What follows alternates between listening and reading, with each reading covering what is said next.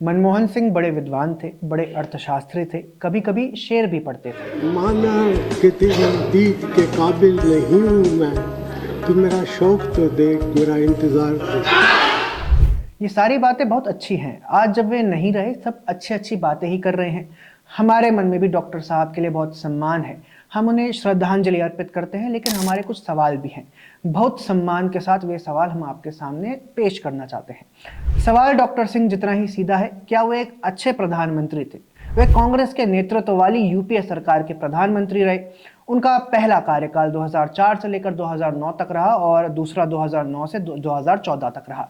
इन दोनों कार्यकाल की समीक्षा करने पर दिखाई देता है कि वे बस प्रधानमंत्री थे। सरकार तो सोनिया गांधी चला रही थी। मनमोहन सिंह की कैबिनेट तो बस नाम की कैबिनेट थी। उस कैबिनेट में क्या क्या रखा जाए या कहें कि वो कैबिनेट कैसे चलेगी, इसका निर्णय शायद वे नहीं कर पाते थे। इसका निर्णय तो सोनिया गांधी की एनएसी के सदस्य कर रहे थे। क्या कानून बनेंगे, उनमें क्या क्या रहेगा, ये सब कुछ सोनिया गांधी और उनकी किचन कैबिनेट यानी एनएसी तय करती थी। फिर वे अच्छे प्रधानमंत्री कैसे हो सकते हैं?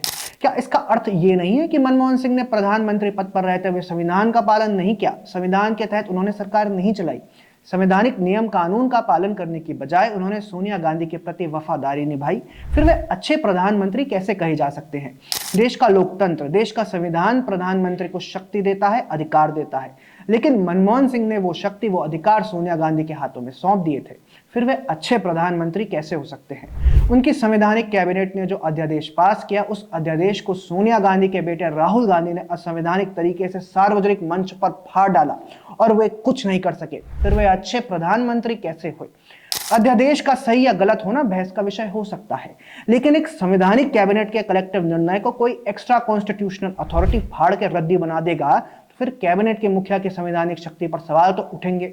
उनके कार्यकाल में कोयला, कॉमनवेल्थ और 2G जैसे तमाम घोटाले हुए। उनकी नाक के नीचे ये सब घोटाले होते थे और वे इन पर रोक नहीं लगा पाए। फिर वे अच्छे प्रधानमंत्री कैसे हो सकते हैं? उन्होंने एक बार आशा प्रकट की थी कि इतिहास उनके प्रति दयालु रहेगा। सवाल यह है कि उनके मन में यह संशय क्यों था?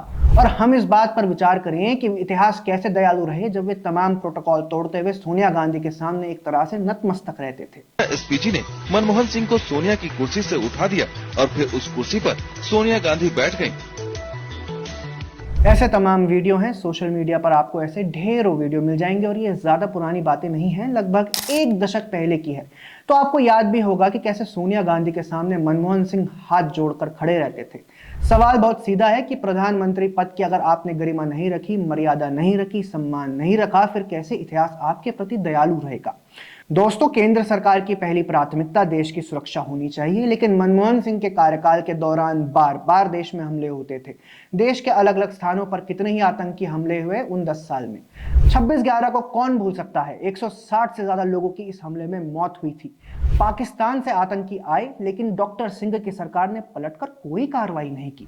फिर कैसे आपको अच्छा प्रधानमंत्री कहा जाए? एक बात और समझिए, देश का संविधान बराबरी की बात करता है।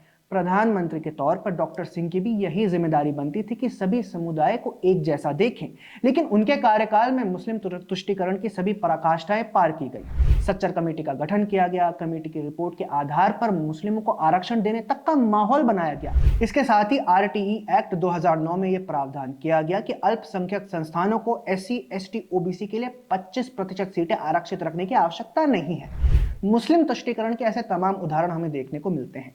ऐसे में उन्हें अच्छा प्रधानमंत्री कैसे कहा जा सकता है? एक बात और याद रखिए, भले ही डॉक्टर सिंह बड़े अर्थशास्त्री थे, लेकिन उनके कार्यकाल में देश की इकोनॉमी उनके इस बड़प्पन की गवाही नहीं दे सकी। 2004 में जब अटल जी सत्ता से बाहर गए, तब देश लगभग 8% की विकास दर से आगे बढ़ रहा था। इकोनॉमी एक तरीके से बूम पर थी। अटल जी के सुधारों का लाभ मनमोहन सिंह को मिला। उनके पहले कार्यकाल में इकोनॉमी अच्छी रही, लेकिन दूसरे कार्यकाल में डामाडोल हो गई और जब 2014 में वे गए, तब तक देश की अर्थव्यवस्था दुनिया की फ्रेजाइल 5 इकोनॉमी में आ चुकी थी और जब इसको लेकर उनसे सवाल किए जाते थे, तब वे ये जवाब देते थे। इसके लिए पैसा कहाँ से आता है? पैसा पेड़ों पर तो लगता नहीं है। इसके आधार पर एक बात कही जा सकती है कि उन्होंने उतना ही बोला जितना उन्हें बोलने के लिए कहा गया। उन्होंने उतना ही किया जितना उन्हें करने के लिए कहा गया। शायद उनके लिए संविधान, देश, कानून, नियम सब कुछ सोनिया गांधी ही थी। ऐसे में कैसे उन्हें अच्छा प्रधानमंत्री माने? अब आप कमेंट सेक्शन में हमें बताइए, क्या वे देश के लिए अच्छे प्रधानमंत्री थे? हमारा कंटेंट पसंद आए तो चैनल सब्सक्राइब भी कर लें। जय हिंद।